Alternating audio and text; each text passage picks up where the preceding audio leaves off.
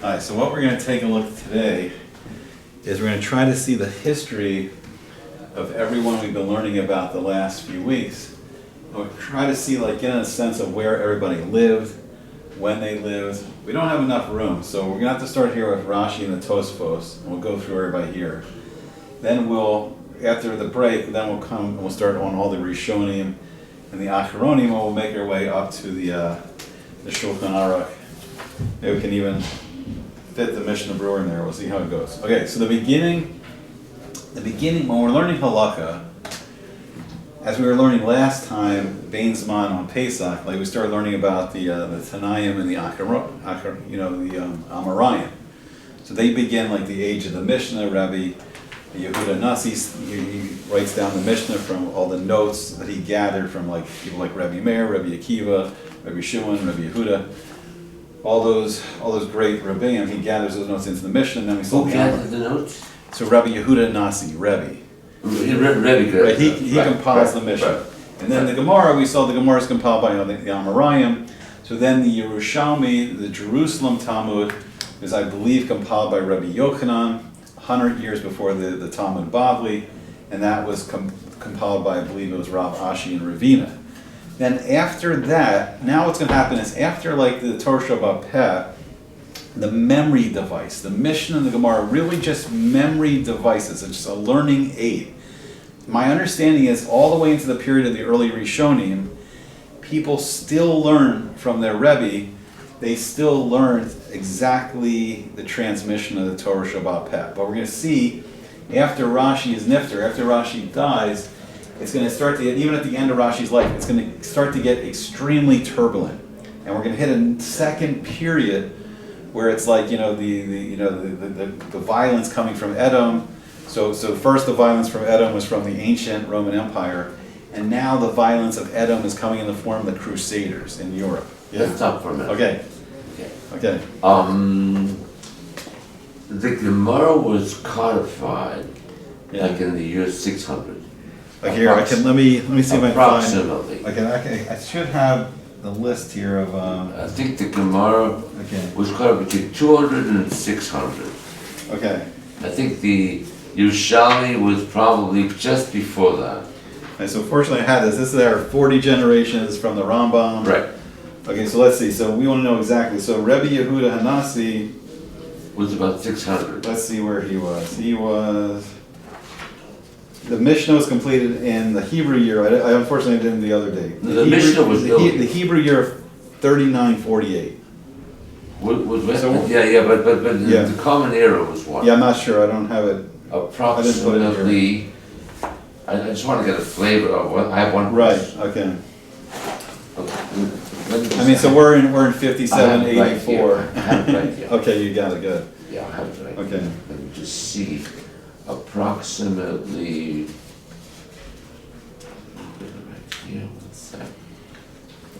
Right, so the Yerushalmi is going to be in 4128.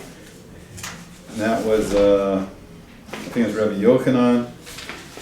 And then the Baalei is going to be in 4261. And we're in 5784. So zero time. Zero time was 3760. 3760. Oh, so we're already into the common era. Okay, so we're into the common. So now you have Rabbi Yehuda Hanasi was 3910. Okay. So Yehuda Hanasi was Mishnah. Right, the Mishnah is done in 3948. Let me see if I have that second sheet. So that's about 300, year 300. Okay. 320, I get that. Okay. Now you get the Amoraim, the Talmud Bavli, the Yerushalmi was 4128, which is about, let's see, 340, about 300, yeah, that makes sense. Okay. But then you have completion of the Talmud Bavli 4162, so 4162,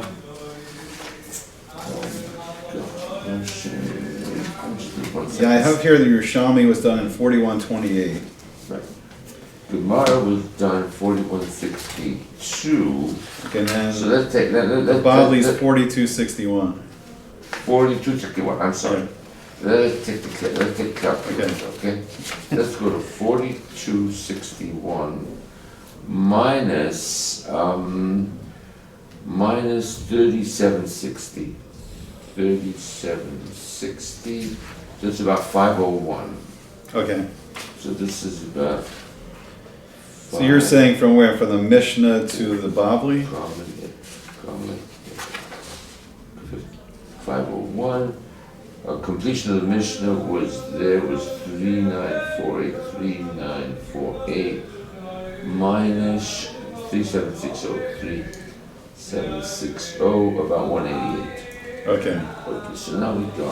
So which that? So the Mishnah is around 188? The Mishnah was 188, Okay. and the Gemara was 501. Okay, so wait, Okay. so My 188. question is this. Okay, 188. okay, and then 501 you got for the. Yeah, 501 Okay. is common era of the Gemara. Baalei, okay. Okay, now my question is that between 501 Right, and and 1040 when he's born, when Rashi's born in and 1040. 1060, Right. and Rashi's time Right. 1040, Right, what happened during those 600, okay, so those two, 700 right, years? so those two more periods, Immediately after the Amoraim complete the Gemara, there's the period of the Savo-Rayim, Svara, logic. Now what they basically did is, they cleaned up any discrepancies on the Gemara and the Talmud, but they were kind of like a new generation of editors, and they were beginning commentary now. So the commentary now starts. So the commentary on the Gemara is going to begin. So now the whole idea of like writing additional help and aids on the Gemara begins. So the Savarim were more almost in a role of like editors and like going back and checking and starting to say where sources came from.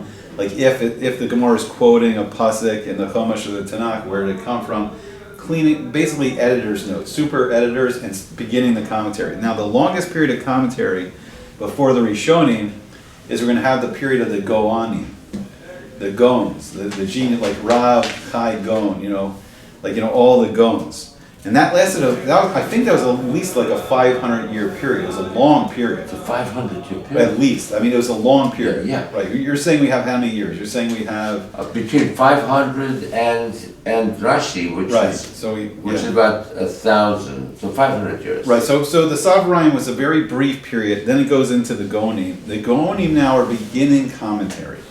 They're beginning the idea... Were they between the end of 500 and Right, 1,000? after the Talmud Bavli, the Babylonian Talmud was done. 500? Right, you have a brief period of Savarim, I think that was only like 30 to 50 years. Until Rashi. Right, and then the Goanim are the main commentators now. Now you got to remember the Goanim are in Bavel. They're in modern day Iraq. Right. And that's where really the center of Torah. The center of Torah is it's in Bavel in Iraq, Right. and it's in Eretz Yisrael. It's in Israel. Right. Okay, then we heard the story, the famous story of like the four great rabbis, from the Middle East that are shipwrecked onto Europe. And then begins the big Jewish migration to Europe. So then it begins like From Bavel to Europe? right after the fall of the Western Roman Empire, and then the Visigoths, they became the emperors. But now you start to have like strong nation states. You start to have strong kings. So then, for instance, you have kings like, I think it's called the Merovingian king, Charlemagne in France, and he's a powerful king. He starts to conquer more territory. And he wants Jews to come into his kingdom. So he actually invites Jews into his kingdom. Now you begin to have this weird ups and downs in Europe. We have all the periods of countries, kings inviting the Jews to live in their country and then expelling them from their country. So we have this constant like love-hate relationship with Edom now. And now it's also the days where the church, the Vatican in Rome, is very, very powerful. So you have the Byzantine Church in Constantinople, and then you have, and then when was it around like 600 so, like in the 7th century, I think it is. Then you have the rise of Islam, and now you have this like fierce army coming from the east, and conquering all the way to the footsteps of Europe. And then at some point, I forgot the exact date, but I think it was like somewhere, I forgot the exact date, but then like Constantinople fell to Muhammad II, and then Islam, got their foothold into Europe and by conquering Turkey, modern day Turkey. Oh, one more thing, and that is after the year 500, after the Yeah. codification of the Gemara, Yeah, for 500 years, yeah, before this 500 years, they're in Babel. right. They're not in France, they're not in Poland, Right. they're not in Germany. So right? so you also had another thing that was written early on.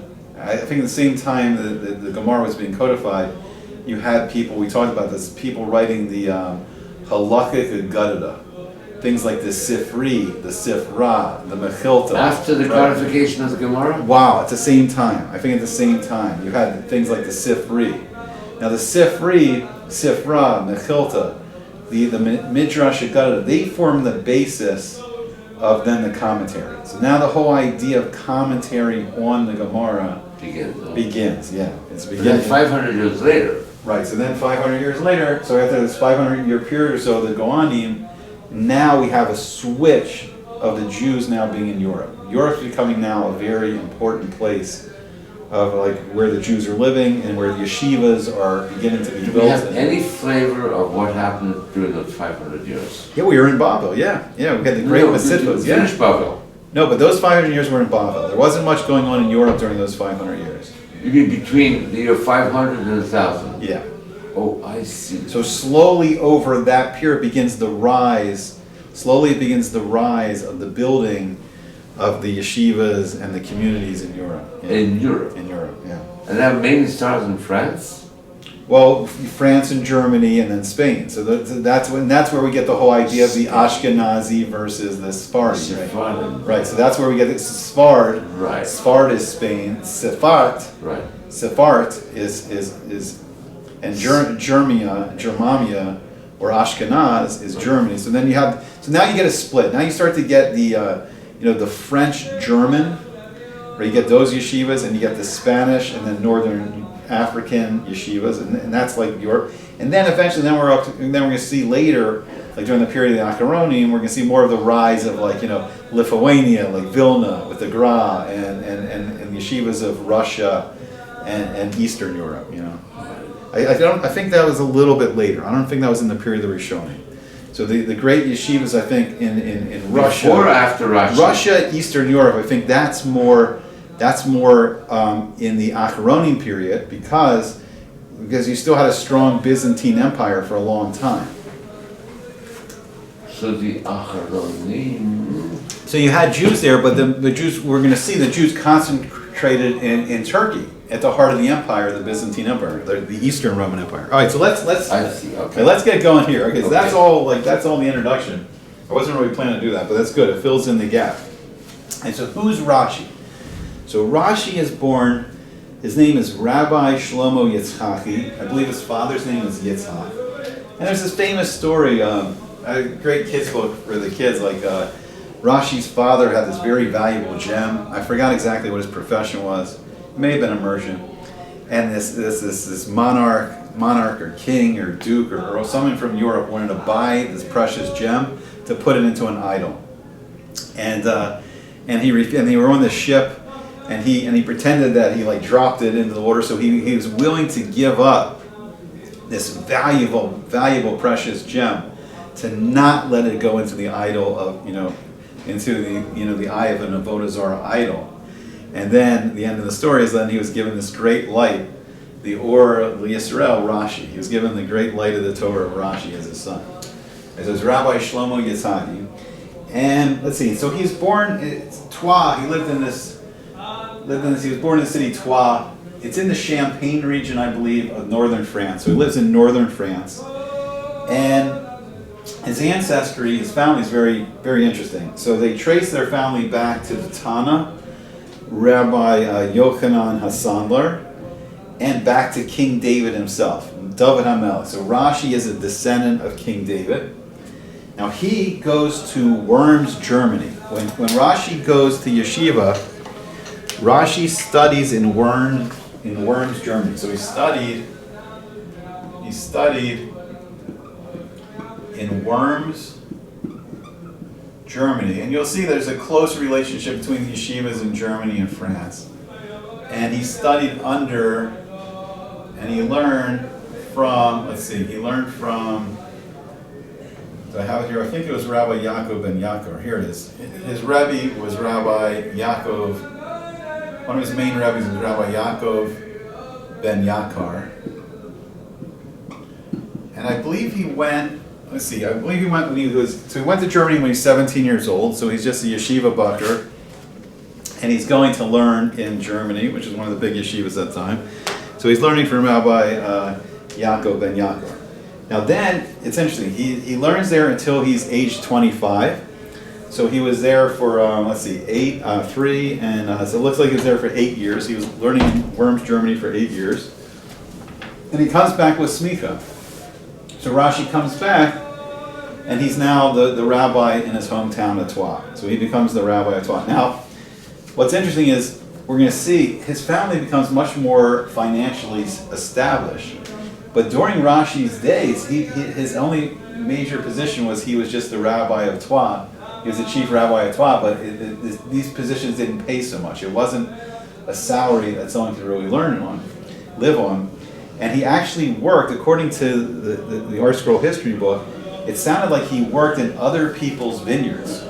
So it sounds like Rashi himself didn't own any vineyards, but we're going to see that his sons and his grandsons start becoming much more prominent, and they become much more financially successful, which is very interesting. But during this period, he begins his famous commentary, his Meforosh, on the Chumash and the Talmud Baalei. And he focused on just the simple Peshat meaning. So his goal was just a simple explanation of the Chumash, of the Tanakh, I believe on the Tanakh also, and then almost all of Talmud Baalei. It's just a couple masechtas that his grandsons filled in for him. I think it's only 2 masechtas maybe out of the whole Talmud Baalei. I'm not sure if he wrote any commentary on the Yerushalmi, but this has become now, as we're saying, this has become now the cornerstone. So even though there was many commentaries before, we're talking 500 so years of commentary of the Goanim. But what's really, and this, the brief period of Sevarim, so there's commentary on the Gemara. But what really begins our study begins with Rashi. So we don't really have the Goanim right now on the page. On the daf, we don't have the Goanim. We can look in other Sfarim of the Goanim that they wrote, but for whatever reason, the decision was made that the page will not. It doesn't start with the Goanim. It starts with Rashi. So Rashi becomes now the main focal point in the beginning of just learning and understanding the Chumash, understanding the Gemara. And in our journey of Halacha, which we're going to take today, it begins with the commentary of Rashi. Rashi's the Rashis of our finding Halacha now. That's the world we live in, right? It would be great. It would be great if we had Gemaras that also had all this commentary from the Goanim and the Savarayim, and even the Amoraim themselves. I mean, the commentary of the Amoraim is the Gemara. But really, for our purposes now, the world we're living in, it begins with Rashi. Okay, so he worked on this. I think he worked on these commentaries. Now, it's interesting. It says here in the history book that he supported his family by just working in local vineyards. I always thought that he had his own vineyard, but it seems that Rashi just had probably a small salary. It's really incredible if you think about his real life.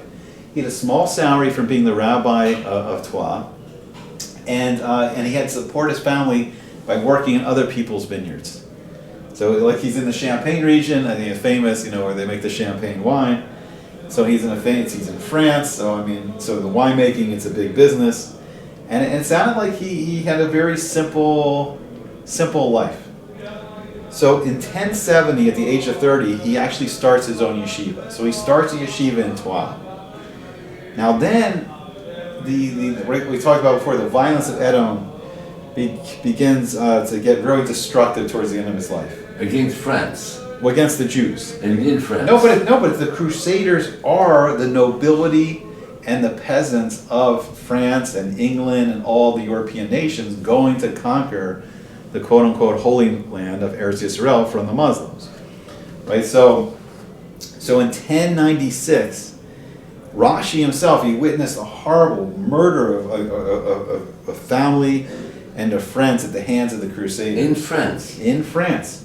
Because one of was what's the Godfrey de Bouillon, like he was one of the famous Crusaders. He was French nobility, and he led one of the Crusades.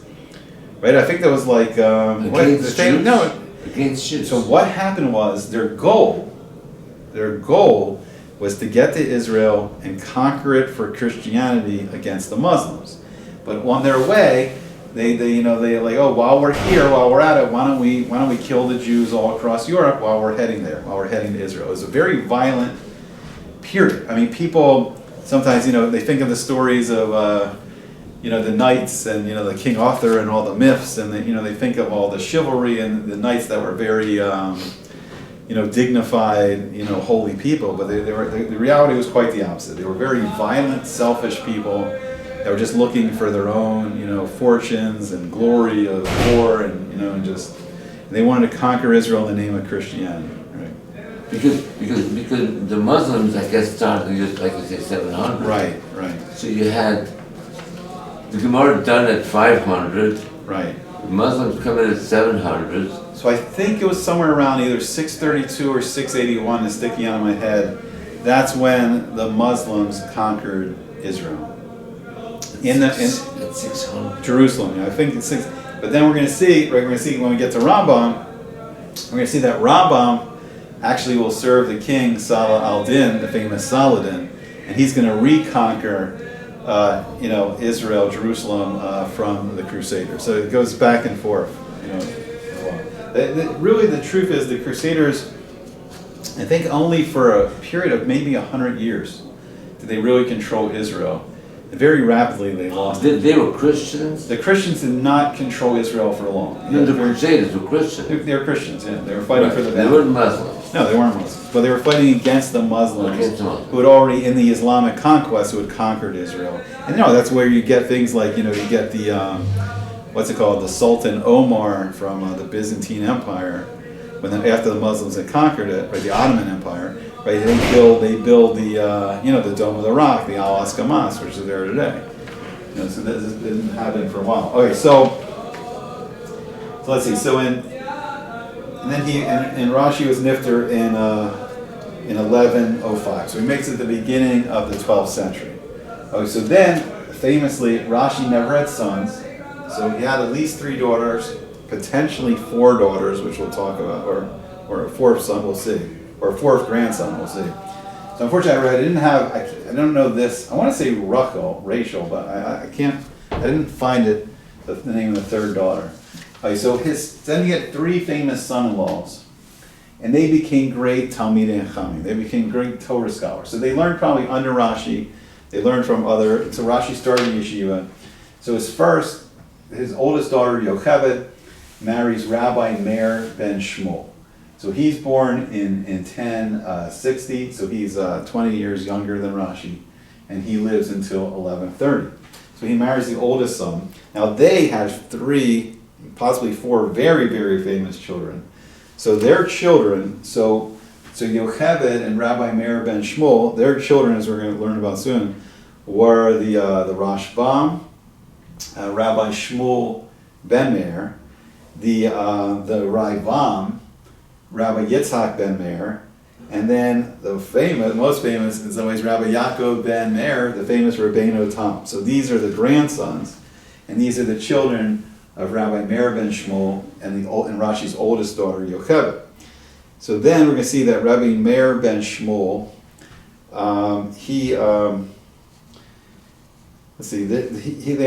they have a daughter, which I haven't put on the board. They have a daughter. And the daughter has a son, Rabbi Yitzhak, known as the Ri. So let's see, did I get the Ri? The Ri Azaki. So the Ri is from the daughter of Rabbi Shmuel, Meir ben Shmuel. And then, so the grandson is the Ri. So let's see, Rabbi Meir ben Shmuel, he also went to Worms, to the yeshiva, to learn there. So he studied in Worms. Sorry for lack of space here. Under And his Rebbe was Rabbi Yitzhak Halevi. Rabbi Yitzhak Halevi. So all of these are grandsons of Rashi's oldest daughter. 1, 2, and 3. 1, 2, and 3, right. 1, 2, and 3. Grandsons of Rashi. But then Rabbi, we're going to see Rabbi Meir ben Shmuel and Yocheved, they had 3 sons, and then they had a daughter who married another Talmud Chacham, we'll see. Okay, so Rabbi Meir ben Shmuel, he studies in Worms, Germany, under Rabbi Yitzhak Halevi. This was also one of Rashi's teachers. So he was also a teacher of Rashi.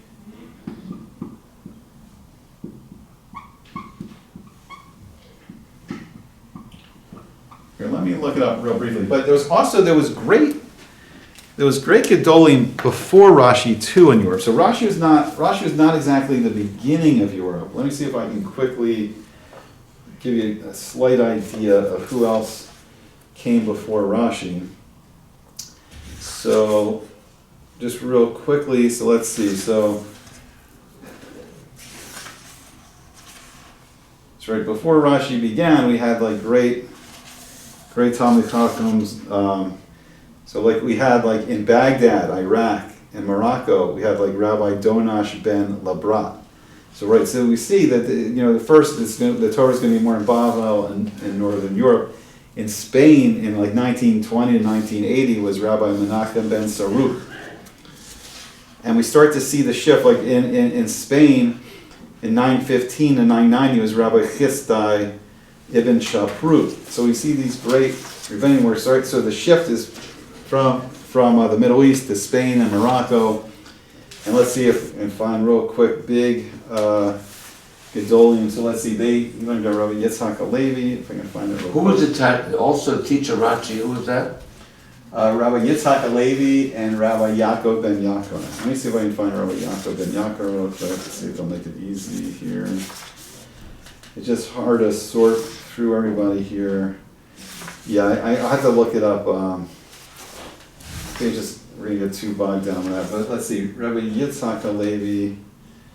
So right, for instance, like the Ibn Ezra lived 1070 to 1140 in Spain. Rabbi Moshe ben Ibn Ezra. Rabbi Yosef ibn Migash was in 1077 to 1141 in Spain. The famous Rabbi Avraham ibn Ezra was in Spain 1089 to 1164. So you begin to see the shift. What we're beginning to see is the shift from the Middle East into Europe. I don't want to get too bogged down because we have so many people that we've been learning about that we want to learn about them. Okay, so okay, let's go over now. We're going to go over to Rabbi Yehuda ben. So let me just finish up with Rabbi Meir ben Shmuel. So let's see. So he studied in Worms. You know what's fascinating? And that is I can understand what happened in Bavel until the year 600, right? Yeah. But during that time between 600 and 1000 or 1100, there must have been yeshivas someplace. Yeah. There must have been a lot of learning going on. Oh yeah, constantly. Wow, amazing. Now in terms of Rashi's family, we're going to see something very important. His son-in-law, Rabbi Meir ben Shmuel, he's going to become Rosh Hashiva in Ramra. So what we're going to see is we're going to see a family history of like Rashi begins as a Bacher. He learns in Worms, Germany at the yeshiva there. Then his son-in-law now becomes Rosh Hashiva in Ramra, and Rashi himself had a yeshiva in Twa. So we're going to see that the family itself now has established yeshivas where everyone can learn. And we see the grandsons can now go back and forth between Rashi's very own yeshiva and then this yeshiva in Ramra in a different part of France. So now we're going to the second son-in-law. So there's Rabbi Yehuda ben Nason. Oh, let me see. I'm sorry. So he's called Rabbi Meir ben Shmuel. He's called the Avi HaRabbanim.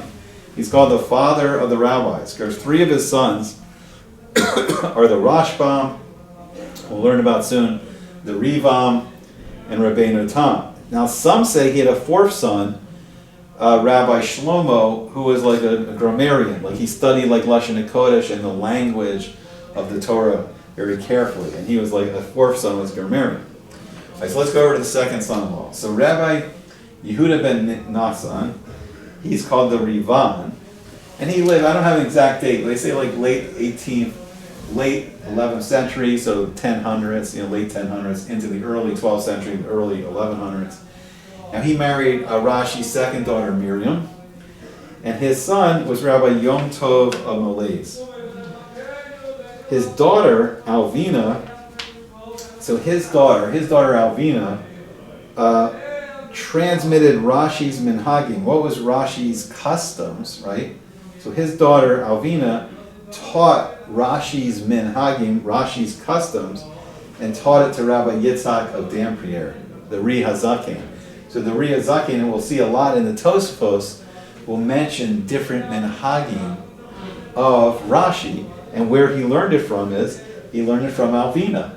He learned it from the daughter of his cousin. He learned it from Rabbi Yehuda ben Nassan. That's very interesting. So then the Rivan's commentary itself is used in the final parakim, the final chapters of Masechta Makos, where Rashi never finished. So there we have the Rivan, we have his commentary in Masechta Makos. After Rashi passed away, he finished it with his own commentary. The third son, unfortunately I don't have a lot of information on him. He marries the third daughter of Rashi, Rabbi Ephraim, and I think, for some reason I have in my head that her name was Rachel or Rachel, but I'm not sure. All right, so now we're going to start on the grandsons. All right, so the famous Rashbam. Now he also wrote some commentary on some of the Masechtas that Rashi didn't finish, and it's Rabbi Shmuel ben Meir, right? And he's the son of Rabbi Meir ben Shmuel, and he's known as the Rashbam. Now he, if you notice, he's born 1085 in Ramrut, France. And why is he born there, not in Troyes? Because his father is now Rosh Hashiva. His father took over as Rosh Hashiva in Ramrut, so now he grows up there. And then he lives until 1174. So the Rashbam, he studied under his father and his grandfather. So he studied under his father, Rosh Hashiva, Meir ben Shmuel, and he studied under his famous grandfather, Rashi. So he's a student of both his father and his grandfather. And he, actually the Rashbam is very fascinating, that he will argue with Rashi on Rashi's interpretations of different psukim in the Torah, and he'll argue sometimes on Halacha, and we'll see a lot of times that Rashi will concede that the Rashbam's arguments are good, and he'll then he'll concede to the Rashbam. That's how great the Rashbam was.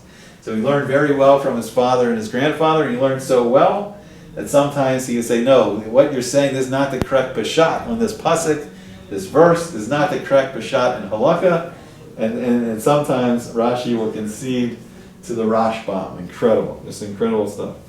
So after Rashi was Nifter, the Rashbam, he moves to Ramrut, where his father was Rosh Hashiva, and he himself was a merchant of wine and wool, and he owned his own vineyard and flocks of sheep.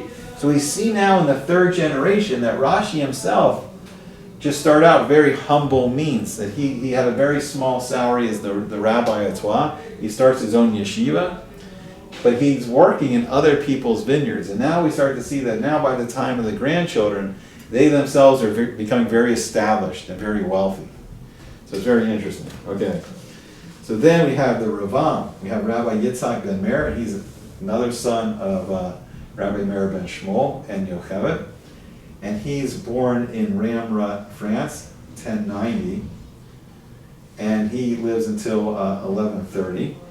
So he died during the lifetime of his father, and he left 7 orphans.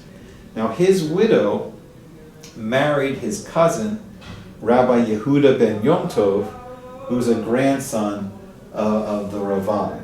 So he marries a granddaughter. Let's see. Wait. Let me see. No, his wife, his widow, marries a son. Rabbi Yehuda ben Yom Tov is a grandson of the Ravan. So marries a cousin. Okay. So now the famous Rabbeinu Tam. Okay. So now these are the 3 sons of Rabbi Meir ben Shmuel and Yocheved. So the great Rabbeinu Tam. So he was born in Ramrod, France, 1100. Once again, his father's Rosh Yeshiva there. But then he, fascinatingly enough, he moves back to Troyes. So now he goes back, so he's Nifter in Troyes in 1171. So he's going to, I think, take over. So Rabbeinu Tam is actually going to take over for Rashi. So he's called after the pasuk that Yaakov was a Tam. Yaakov was a wholesome and pure man living in the tents of Torah. So he was a wine merchant, he was a financier, and he became extremely wealthy. And he employed large staff of Jewish and non-Jewish servants, and he studied under his father and his older brother, the Rashbam. So his rabbis were his father, Rosh Shiva Meir ben Shmuel, and his older brother, the Rashbam, Rabbi Shmuel ben Meir, was Rabbeinu Tam's, his Rabbeinu. And he had a Gemara Shir in the yeshiva in Ramrod, where his father's Rosh Yeshiva. Now his lectures, what's so important, he's so pivotal, because what happens is, the shirim that he was giving in yeshiva, his lectures that he was giving on Rashi's commentary and the rest of the Tosafos, that becomes the main structure now of the Tosafos. So the main structure of the Tosafos that we have today is the classes that Rabbeinu Tam was teaching in yeshiva, in his father's yeshiva. And that forms the structure of what is the Tosafos. Going a little to the Ri, we'll learn a little bit about the Ri before. So let me see. So the Ri Azakim. Let me see what I got on the Ri. So the Ri. Okay, the Ri is he is. Let me see. He is the son. Let me see if I can find this again. The Ri was the son. Where is it? Okay, so Rabbi Meir ben Shmuel, his daughter, Rabbi Meir ben Shmuel's daughter, had a son, Rabbi Yitzhak. So this is the son of Rabbi Meir ben Shmuel's daughter, and he's known as the Ri Azakim because he also had another student named Rabbi Yitzhak who becomes known as the Ri Habachor. Right, so the Ri Azakim. So he's born, once again, he's born in Ramrod, France, because they're his, who would that be? That would be his grandfather. His grandfather's Rosh Yeshiva, but he's going to follow Rabbeinu Tam back to Troyes. So he's going to return to Rashi's city or town. Now the Ri becomes the Rosh Yeshiva of Ramrod. So he takes over after Rabbi Meir ben Shmuel. Rabbeinu Tam was probably also took over briefly as Rosh Yeshiva, but now he goes back, Rabbeinu Tam goes back to Troyes, and soon, eventually, so after Rabbeinu Tam goes back to Troyes, the Ri becomes Rosh Yeshiva in Ramrod. So he takes over the yeshiva in Ramrod. But then later on, he founds another yeshiva in another city called Dampierre. He had 60 students. Now this was the level of learning of his 60 students. And all these, they're very famous students too, that we can start to talk about. There's students that are being produced in all these yeshiva. This is the Baalei Tosafot. So the generations and generations of students produced by all these yeshivas, they become the rest of the Baalei Tosafot. So he had 60 students. Each student was so great, they knew every Masechta Baal Peh. All the 60 students knew the whole Shas by heart.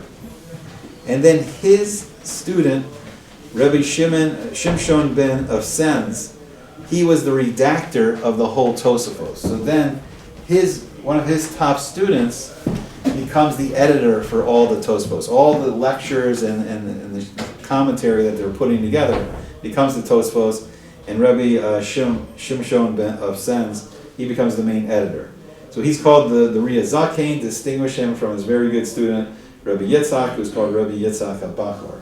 And that is basically the beginning of Rashi, his son-in-laws, and his grandsons. And that's how they're beginning to build these great yeshivas in Europe, where the Baalei Tosafot are learning it and writing it. Here we go. Okay, so I'll explain what everything's supposed to be, and then we'll see how, but we're going to see really how everyone shifts around. It's going to be really nice to see how everything shifts around. Okay, we'll start, so here, this is supposed to be Eretz Yisrael, this is Israel, should go into like Lebanon, this is like Turkey, and this is Europe here. This is where Turkey crosses the Bosphorus into Europe. This is supposed to be Italy, roughly Greece. This is Northern Europe here, so this is Egypt. And then we'll see here, so this is like, I think Morocco is somewhere around here. And then this is Spain. And then that's supposed to be England and Ireland. And then up here, my map's not great, but up here is going to be like Germany and France. Okay, so we get a sense. So when we're talking about Rashi and the Baalei Tosafot, right, they're really up here in Germany and France. And then we get a little bit of a sense of the split between the Ashkenazi world and northern, Western North Europe. Right, and then here in southern Western Europe, and we get a real sense. So what I was saying before is like Eastern Europe, like when we get the Acharonim in the days of like the Vilna Gaon and the great yeshivas and Volozhin going into then Russia and Eastern Europe, that doesn't really come until really kind of like the fall of like the Byzantine Empire. And then I think during the Ottoman Empire, when they kind of lose control over Europe and Russia more so, then you have the rise of the yeshivas there, but that happens later. So early in the time of Rishonim, we're going to see the spread of the great, yeshivas in Europe, and it's really all coming from, we were talking about the Goanim, it's not on the map, but it's coming here from Bavel, from modern day Iraq, right? And then we're talking about like then, the four rabbis, the famous story of the four rabbis, they were like captured at sea, and then they were sent to four places, I think in northern Africa and Europe, to begin the yeshivas there. And these all became the new centers of learning during the times of Rishonim. So we're going to get a sense then of how Torah begins to grow. Okay, so our first famous Rishon, we're going to start with the Rif. So when we take our halakhic journey, after we leave, the page of the Mishnah, the Gemara, and Rashi, and the Tosfos, we start in the Rif. So the Rif was Rabbi Yitzhak Alfasi, and then he's going to be named after Fez because he lived in Fez. So I don't know, I'm not so great at all the geography of northern, but let's say Morocco somewhere around here. I apologize if it's not. Morocco, like somewhere around there. I may have spelled wrong, I may have changed the spelling. But we're going to see the movement between Spain and northern Africa, and all the movements. So Rabbi Yitzhak Alfasi, the Rif, so we're going to see. So he's born in Kila Hamad, Algeria. So he's actually born in northern Africa. And then we're going to see that the Rif, then he's going to come up to Lasuna, Spain. And he's going to be nifter in Spain in 1103. So the Rif, he was born in a small village in Algeria. I'm not exactly sure where in northern Africa, somewhere around this area. But then he moves to Fez, which is the big city. So he grew up in a little village in Algeria. He moves to the big city of Fez in Morocco. I only spell Morocco right. And that, at the time, is one of the bigger cities in northern Africa, and that's going to be a great center. It's going to be a big yeshiva there, and it's going to be a greater center of Torah learning. So he's going to move from a small village to go to yeshiva. So Fez, he's really called Al Fez. So Alfasi, it just meaning he's from Fez. He's from Fez, Morocco, and then he's called Alfasi, and we call him the Rif. So he moves to the major city of Fez, Morocco, and that was Rabbi Yitzhak of Fez. So he's Rabbi Yitzhak of Fez, and he becomes known as Alfasi. Now he learned when he was in yeshiva. So the Rif learns from his rabbi. So the Rif learns from his rabbi, Rabbi Nisim Ben Yaakov, and the other great Talmid Chacham, Rabbi Hananel.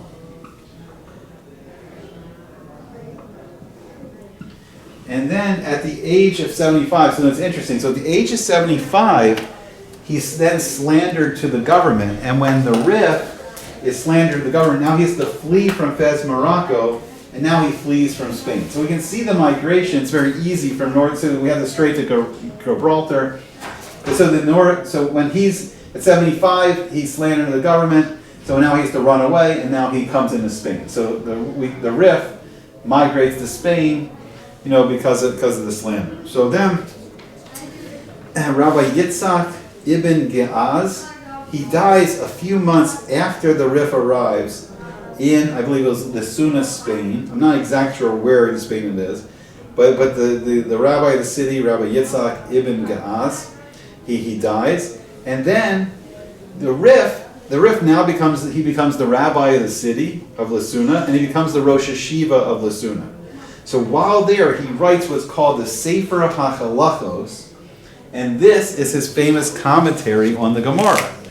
We're going to see something really fascinating. So he writes, and now it's actually printed in most of the Gemaras we have. So he writes what's called the Sefer, writes the Sefer HaChalachos. Now what he did is he wrote it, as we talked about before, he wrote it in the style of the Gemara, but he only puts the Gemara that are related to the Halacha, and then he puts his own commentary into that thing that looks like the Gemara. So that's his commentary. So if someone asked me, did he invent that style? So I think we had a question, did he invent that kind of style where you take the Gemara, you take out the parts of the Gemara that aren't related to Halacha, and then you write your commentary in it, but it looks like a Gemara. So actually, the first sefer that introduced this kind of form of commentary was actually in the Halachas Gedolos, and I believe that's the Bahag. The rabbis referred to as the Bahag. He wrote a sefer called Halachas Gedolos, and it's in that form. It mimics the form of the Gemara, but only concerns teaching the parts of the Gemara that are directly related to Halacha. So that is the Rif. And that is our beginning journey now into determining the Halacha. So we can see he lived like 1180 to 1273. So he doesn't live far after Rashi, and then the generation of like Rashi's son-in-laws into the generation of Rashi's grandson. So he's right around that time period. So as the Baalei Tosafot are teaching and writing, the yeshivas are here in northern, Western Europe, right? In France and Germany. Here now in southern, Western Europe and Spain is now the Rif. And it's very close to the same time as like the son-in-laws and the grandsons. And now he writes his commentary on the Gemara, the Sefer HaChalachos, which is printed, in our edition as the Rif. Okay, in most Gemaras, the main commentary on the Rif is going to be the Ran. Now, when we were learning it in Masechta Brachos, the commentary we had was Rabbeinu Yonah. So we didn't actually get to learn the Ran with this Masechta yet. But the main commentary we're going to see a lot when learning the Rif is going to be the Ran, Rabbi Nisim, and he's known as the Ran. So he was actually born in Spain in 1290. So we see now this is later. Now he's born like 200 some years later than the Rif. So he's going to learn the Rif and then write a commentary on the Rif. And he's just born in Spain, so he doesn't even start out in northern Africa like the Rif. He's born right in Spain, and then he's going to move to Barcelona. Now let's see if we did everything right. So then he was a student. So I don't know if I have enough space. I may have to write on the Mediterranean. He was a student of Rabbi Shlomo of Montpellier, and he was active in his rabbi's controversy over the Rambam's philosophical works. Oh, they changed it to Rumba, but this is supposed to be Rambam. The spell correct changed Rambam to Rumba. This is supposed to be Rambam. All right, so we're going to go through this. It's going to be very interesting. I'm sorry. This is Rabbi Yonah. So it says here. I'll change it. It says Rumba. Oh, I'm sorry. We're going to start the wrong. We're not up to it. So Rumba. This is Rambam. So I'll have to send out a corrected copy of all this. Okay, so I'm sorry. Let's start with the Ran. So the Ran is Rabbeinu Nisim, Rabbi Nisim. So we're going to start with the Ran right here. Yeah, the Ran. Okay. So Rabbi Nisim, he is the rabbi of Barcelona. Now he was also, there's a lot of this unfortunately going on at the time. He was imprisoned by the government on false charges, but he received shilos. So the Ran, he would receive questions on Halacha all the way. They would ask him from France, they would ask him questions from Italy, they would ask him from northern Africa, and they would even ask him from Eretz Yisrael, from Israel. and they would ask the Ran all kinds of shilas, and then he would write shilas into shuvas. He would take their questions on the halacha, on the Torah, and he would write to shuvos. He would write the answers. So he wrote a lot of these shilas into shuvas, and he wrote a lot of commentary on the Torah. And this is called the Drashos Haran. So he wrote the Drashos Haran. And let's see, hopefully we'll have some room here for some of the books he wrote. And then the famous thing is his commentary on the Rif. So he wrote the Drashos Haran and commentary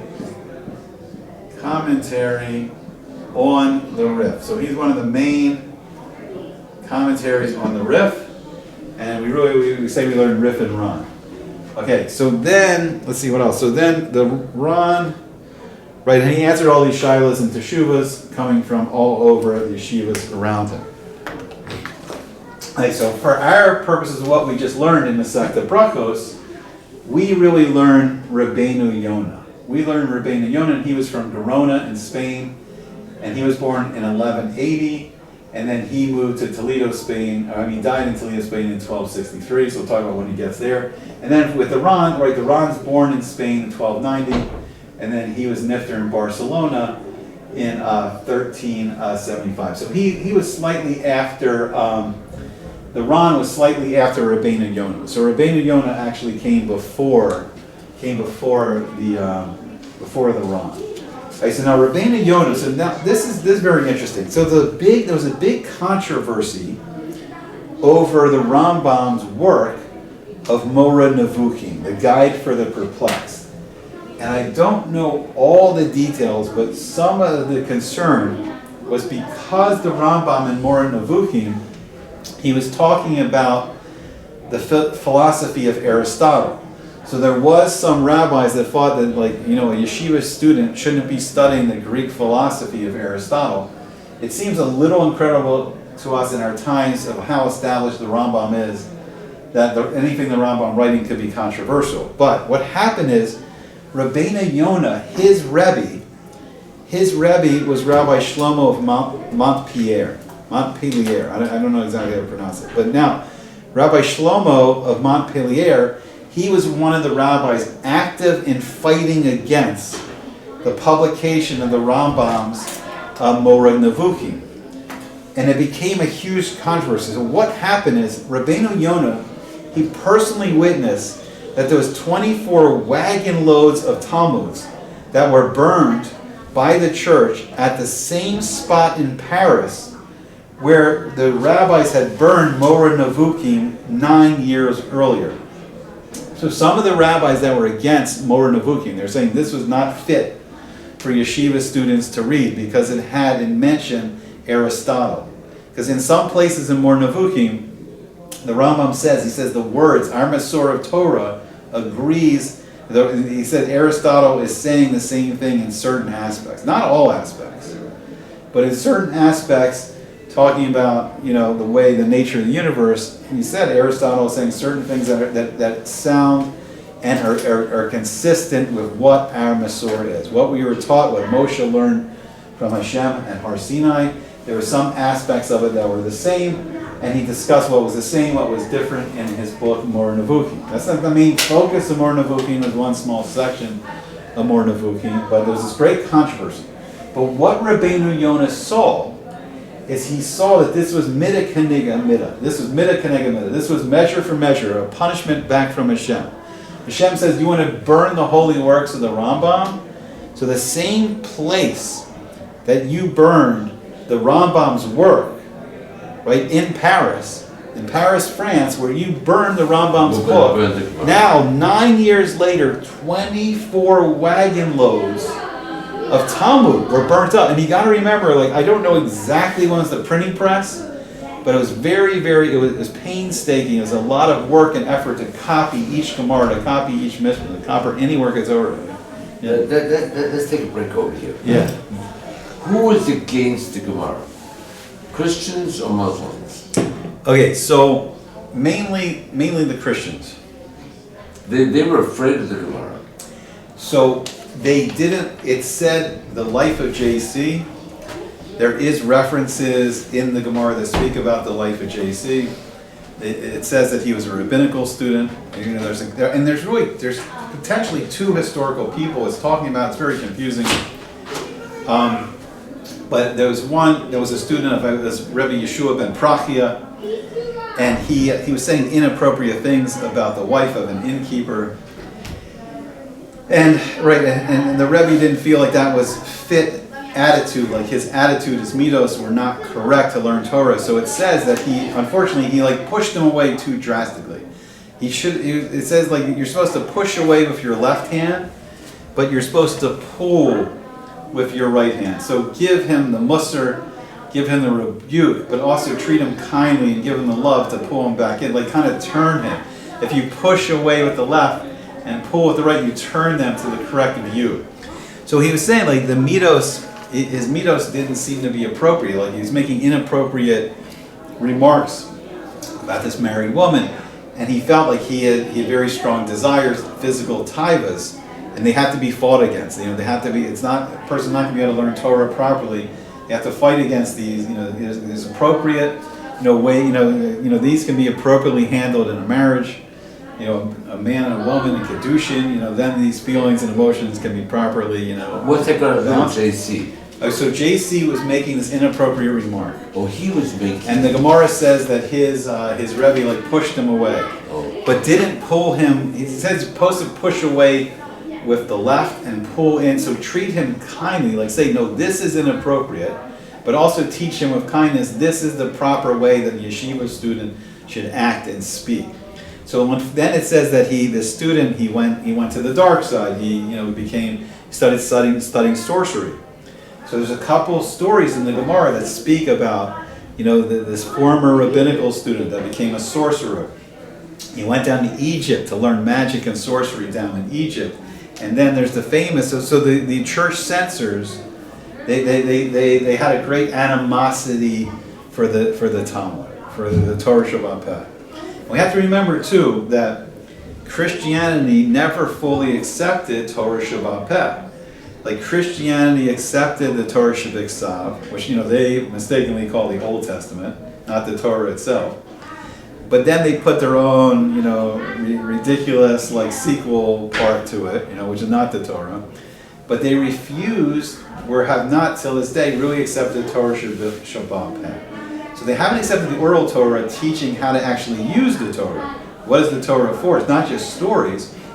It's teaching us how to do the mitzvos.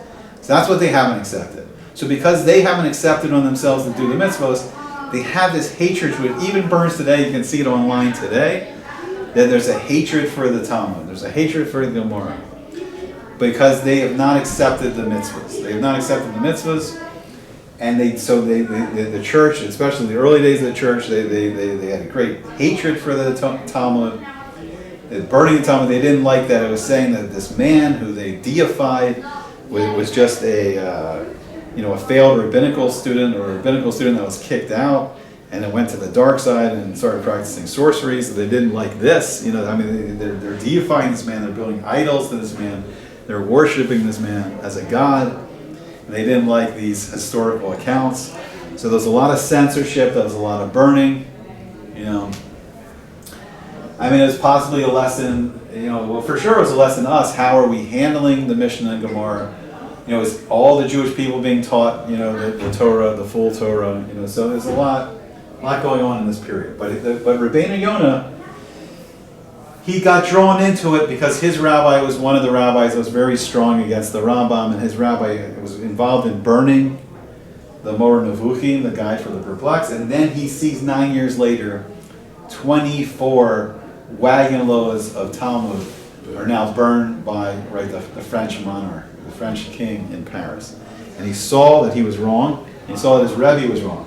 So he spent the rest of his life trying to make amends, trying to do teshuvah.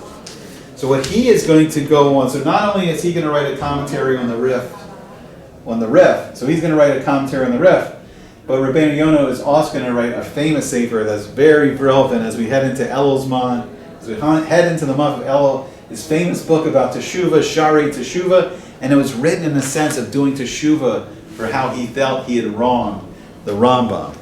So he wrote also commentary on the Rif, and then he wrote the famous Sharei Teshuvah, which is an excellent book to learn right now. Especially, you learn all year, but especially good to learn in Elul. Right, so that's Rabbeinu Yonah. All right, so now let's go to the other side of the controversy. You know? So so now we're going to go up here to France and Germany, and we're going to begin with the Rosh. So we're going to begin with Rabbi Asher ben Yechiel. Now he was born in Germany in 1250. So he's slightly now after Rabbeinu Yonah. He's around the same period as the Ran. And so the Rosh, born in Germany. Now very interesting. So he's born in the land of Ashkenaz, but the Rosh moves down later in his life, and he's going to move down to Spain. So the Rosh is Nifter in Spain in 1327. So this was not completely separate. Like it wasn't that like Northern Europe and Southern Europe were two different worlds. And we see a lot of the great Rishonim, sometimes they go back and forth. So here the Rosh himself, born in Germany, but he's going to end up his life, he's going to finish his life in Toledo, Spain. So he's probably had a lot of contact with the Ran. So as the Ran is writing his commentary, right, on the Rif, the Rosh is writing his commentary, and he finishes life in Toledo, Spain, which is very fascinating. Okay, so the Rosh, Rabbi Asher ben Yechiel, so he studied under his brother, Rabbi Chaim, and the great Maharam of Rottenburg. So his Rebbe was the Maharam of Rottenburg. Now the Rosh had very famous ancestry. So his family is actually in his family line is Rabbi Gershon Meir Hagola, the great Rabbi Gershon, Rabbeinu Gershon, and he's from the Ravan, I think. And he took over. So after Rabbi Rottenburg was Nifter, the Rosh became the spiritual leader and the halakhic authority of German Jewry. Now, after the Rheinfleisch massacres, the Rosh was in charge of distributing property of all the victims that had no heirs. So the victims that were killed in these horrible massacres in Germany, he would distribute some of the property, and he's making sure that everything was honestly done. But he became afraid that just like Rabbi Rottenburg, who was locked up in a tower. Now Rabbi Rottenburg was locked up in a tower because the royalty, they wanted to ransom him for a great amount of money from the Jewish people, but there is a halakha that says we shouldn't ransom Jewish captives for too much money. We shouldn't make it lucrative to redeem Jewish captives, or it encourages like the non-Jews to take more captives. So we want to negotiate a fair price. So Rabbi Rottenburg didn't want them to pay so much money to the royalty that jailed him, because he didn't want to encourage more Jewish people becoming captive. So what the Rosh did is, the Rosh was beginning to become afraid that he would be imprisoned just like his Rebbe. So he leaves Germany in 1303, and he moves down to Spain. So he finishes out his life in Spain, and he wrote, and the Rosh, besides his commentary, on the Gemara, the famous Rosh commentary, he also wrote. He also wrote the Tosafos HaRosh. So he wrote his own Tosafos. So as the later Tosafos are completing, their commentary on Rashi, he wrote something called the Tosafos HaRosh, and it's the style of the rest of the Tosafos, and that's his commentary. So you got to remember too, the yeshivas, Rashi's yeshivas. The yeshivas of the son-in-law of Rashi and the grandson of Rashi are still in effect. So the Tosafos are still learning and teaching in yeshivas. And the Rosh writes his own Tosafos called Tosafos HaRosh. So it's his own commentary on Rashi. And then he writes a famous Rosh, the commentary on the Gemara. So he writes his famous commentary on the Gemara. Now, his son is the Torah. So the son of the Rosh is the very famous Rabbi Yaakov Baalei Turim. Baalei Turim means the Arba Turim means the 4 rows. And we talked about before that he divided up the 6 seders of Mishnayos. So he dealt with 4 of them where he paskin Halacha, and it's called the 4 rows. And it relates to the 4 rows of the Kohen Gadol, the breastplates, and the 4 rows of precious gems. And he wrote the Baalei Turim, and he paskin 4 of the seders of Mishnayos, and this became the form. So the Baalei Turim, the Torah, he establishes the form for Halacha. Now he was born in Germany in 1275, and when his father moves down to Spain, or he goes with his father down to Spain. So he was the third son of the Rosh. The Torah was the third son of the Rosh, and he studied under his father and his older brother Rabbi Yechiel. When the Rosh fled Germany, he lived with his brother Rabbi Yechiel in Barcelona, and then he moved to Toledo to join his father, where his father was the rabbi of Toledo. So he wrote the Arba Turim, the 4 rows, in 1475. So the Torah is actually written in 1475, just to give us an idea of the time period of all the development of Halacha. So now this is, Let's go back a little bit here. Okay. It says the Rosh, he studied under his brother Reb Chaim and Maharan Aram. His ancestry is from Reb Gershon. Yeah. Isn't this the Reb Gershon Famous Rabbeinu Gershon, yes, of the Gezeras, who yes. stopped Yes. marrying 2 women? Yes, the great Rabbeinu Gershon. Yeah. That's the Rabbeinu Gershon. The Rabbeinu Gershon, Meir HaGolah and Raven. What does that mean? Oh, so he's the light. He's the light of the exile. Now it's supposed to be the Ravan. It's spelled corrected to Raven. So that's supposed to be the Ravan. Right. That's supposed to be the Ravan. How do you spell Ravan? R. So R-A, V-I-N, yeah. Or the Rivan. Rivan. R-I-V-A-N. R-I-V-A-N, like that, yeah. Rivan. Yeah.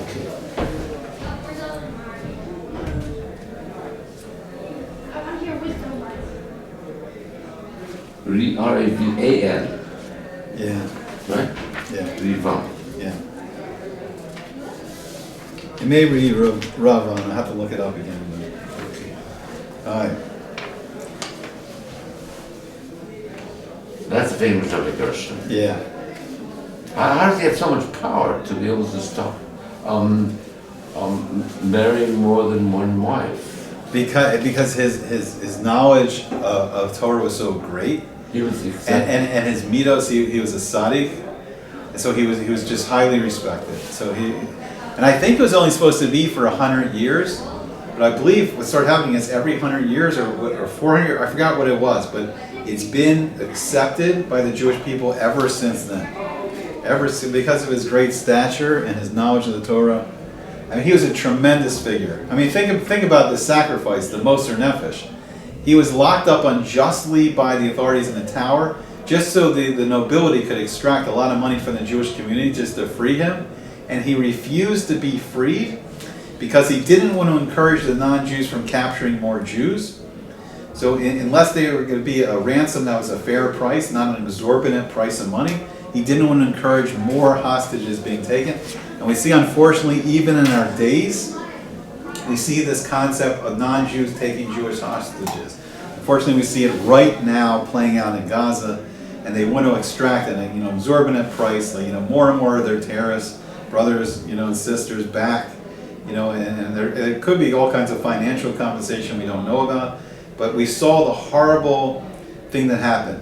It was great that they rescued Gilad Shalit, but they released over 1,000 Palestinian terrorists. One of those terrorists was Yahya Sinwar himself, the mastermind of this new massacre. And we see when you pay too much of a price to release a Jewish hostage, what does it do? It creates an incentive for them to kidnap more. Come back. We never want to pay. We should never be paying, these Palestinian terrorists an exorbitant price. If you were Prime Minister, what would you do today?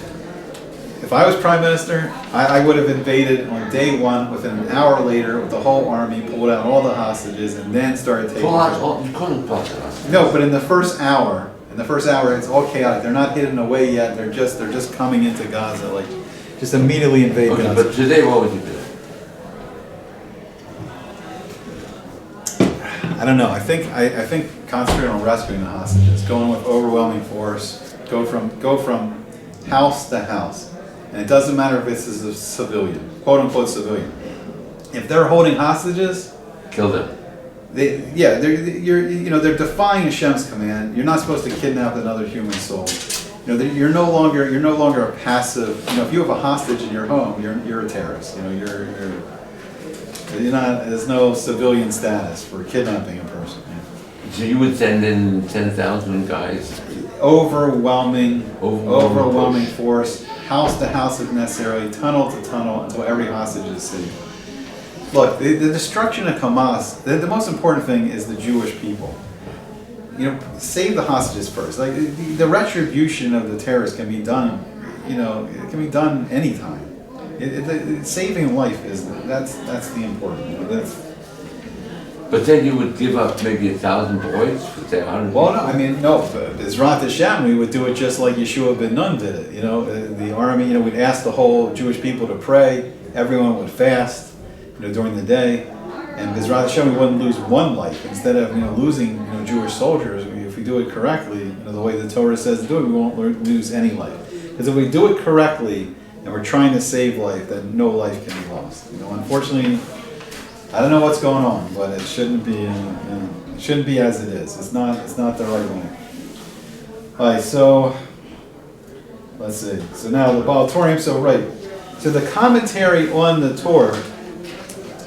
One of the main commentaries on the Torah is going to be someone we're going to meet shortly, as we learned before. Rabbi Yosef Karo. He writes the Baalei Yosef as the commentary on the Torah. And the other famous commentary on the Torah is Rabbi Yoel Sirkis, who's the Beis Kadash, the Bach, the Holy Bach, and Rabbi Yeshua Malik HaKohen, who wrote the Drisha U'Perusha. So those are the famous commentaries on the Torah.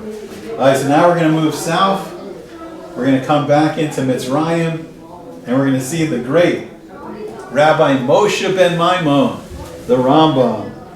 Okay, so Rambam was born in Cordova, Spain in 1135. So he starts out in Spain, and then they flee. I think the old Hammurads, or this vicious group of Muslims, I think from Africa, come in and take those, the Berbers and the Hammurads, but a very vicious group of Muslims took over, and it was either convert or die, convert to Islam or die. So he had to flee with his family. I think they flee this way first, and then I think they then eventually made their way into Cairo in Egypt.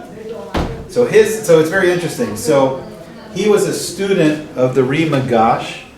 So the Rambam, he was a student of the Rimagash. And we'll see.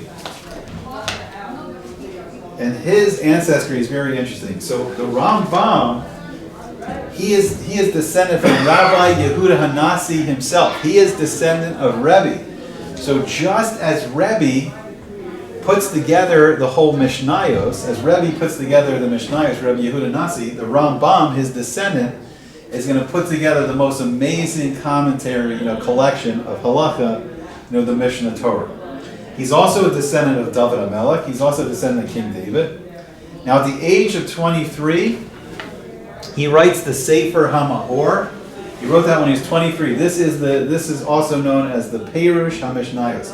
So this is an explanation of the 600 mitzvos, the 613 commandments. And it's called the Sefer HaMa'or, the Book of Light, the Book of the Illumination. And when he was in Egypt, his father, Rabbi Maimon, he died when he was very young. So the younger brother, David, he had now support the family. So the brother David, he became a merchant, and he traveled all over the world supporting the family. Unfortunately, David's ship sunk in the Indian Ocean, and Rambam became very depressed and very ill after the death of his brother. He felt very guilty that he was working as a rabbi, learning in the yeshiva, and then his younger brother took on the financial responsibilities, and he felt he was crushed after his brother died. After his recovery, he eventually completes his studies in medical school, and he goes on to become a physician for the king, the Sultan Salah al-Din, famous Saladin, and he was named the Nagid. He was named the prince of all Egyptian Jewry in 1170. Here, so let me write down some of these dates. So he wrote the famous Mishnah Torah. He began it in 1170. So he began writing the Mishnah Torah in 1170. And it's also known as the Yad Chazaka. It took 10 years to write it, so it was completed in 1180. And during that time, it's known in Yeshiva as the Chazaka, the mighty hand, the mighty arm. The Sefer HaMitzvos was written originally in Aramaic. Now it's only 613 mitzvos. He wrote the Sefer HaMaor originally in Arabic.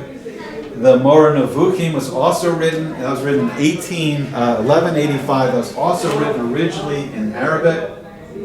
And then it was translated into Lashon HaKodesh in Hebrew by Rabbi Shmuel ben Ibn Tibon.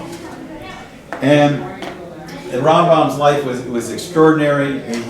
He recommended for a person's health that a person should sleep 8 hours every night. I think he very rarely slept, probably more than a couple of hours.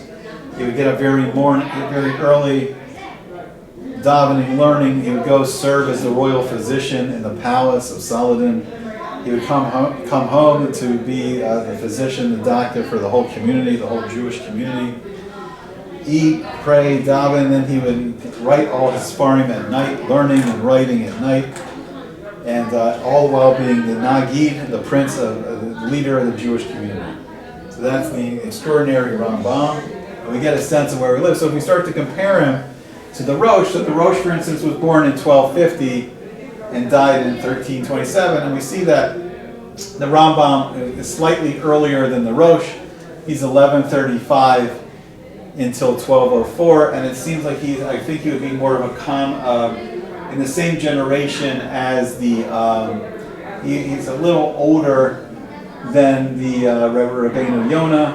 Let's see, the Rif, he's a little older than the Rif. So the Rif is before the Rambam, then Rabbeinu Yonah, and then it looks like the Ron is, the Ron's next. Okay, so that's the order of them chronologically. Okay, so now we're going to go into our Acharon, Rabbi Yosef Karo. Now, Rabbi Yosef Karo, he originally starts also in Spain. So Rabbi Yosef Karo was born in Spain in 1488. So now this is hundreds of years later. So now we're in the period of the Acharonim. Hundreds of years later, Rabbi Karo starts in Spain, but I believe he makes his way across Europe through the Ottoman Empire into Eretz Yisrael. And now he is going to be Nefter. He's going to live in Tzfat, Israel, in northern Israel until 1575. Right, so let's see the amazing life of Rabbi Karo. So as a child, he fled with his family to Constantinople in Turkey. So they fled from the Spanish expulsion in 1492. So in 1492, the family of Yosef, so they flee Spain in 1492, and they make their way across Europe, and they eventually come to Constantinople, Turkey, and then they're going to make their way down to Eretz Israel. So they come into Constantinople, right? Constantinople in Turkey. And then from there, he's going to eventually make his way down to Eretz Israel, to Tzfat in northern Israel. That's right, they flee 1492, make their way across Europe into Turkey, and eventually down into Israel. So he learned from his father, Rabbi Ephraim, and his uncle, Rabbi Yitzhak Karo. He then moved to Adrianople, Turkey, and finally made his way to Eretz Israel. He arrives in Israel in 1535, so he makes it into Israel 1335, and there he studies under the great, so his Rebbe in Israel, he is then going to learn, Rabbi Karo is going to learn from, can you find it? Rav Yaakov. From Yaakov Bey Rav. So he's going to learn from, he learns under the great Rabbi Yaakov Bey Rav.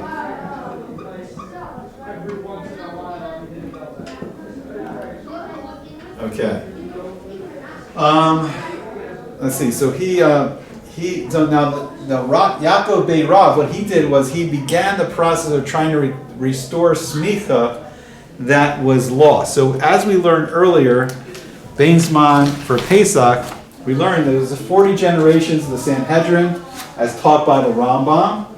So the Rambam, in the introduction of the Mishnah Torah, the Rambam teaches about the 40 generations, and we see that the final Sanhedrin was around 501. So from 501 until, let's say, around like 1535, so we're talking a tremendous amount of time, there was no official Sanhedrin anymore. There was no official smicha anymore. The transmission of learning Torah from Hashem to Moshe down through the 40 generations of the Sanhedrin. And now Rabbi Yaakov Beirav wanted to restore the tradition of smicha. He was fought by a great gadol in Israel, in Jerusalem, who didn't like this idea of restarting the smicha. But Rabbi Yaakov Beirav, he gave smicha to 4 of his students, and one of the students was the great Rabbi Yosef Karo. Now, Rabbi Yosef Karo gave smicha to his student, the famous Rabbi Moshe Alshich, the great master of the Gadada, in his commentary on the Chumash and Tanakh. So let's see. When Rabbi Yaakov Beirav died in 1546, Rabbi Karo assumed leadership of Tzfat. He took over the Beis Din. Rabbi Moshe Isserlis, the Ramah in Poland, asked his advice in deciding the Halacha, and now we're going to see that after Rabbi Karo writes the Shulchan Aruch, the Ramah, Rabbi Moshe Isserlis, is going to write a commentary of the Ramah on the Shulchan Aruch. So he asked his advice in deciding Halacha, and he wrote this down in the Teshuvos of the Ramah. He wrote down the answers that were given to him by Rabbi Karo. Rabbi Karo began writing the Beis Yosef on the Torah in Turkey. So when the family lived in Turkey, he began on the Beis Yosef, commentary on the Torah. He completed the Beis Yosef in 1542. So the Beis Yosef was done writing it in 1542. And then he began editing it and reviewing it for 12 years.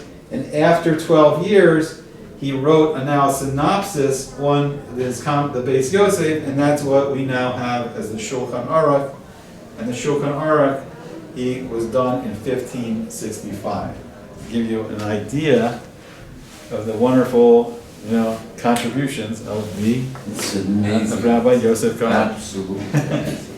All right, so there we are. We took a journey today. What a journey, huh? Okay.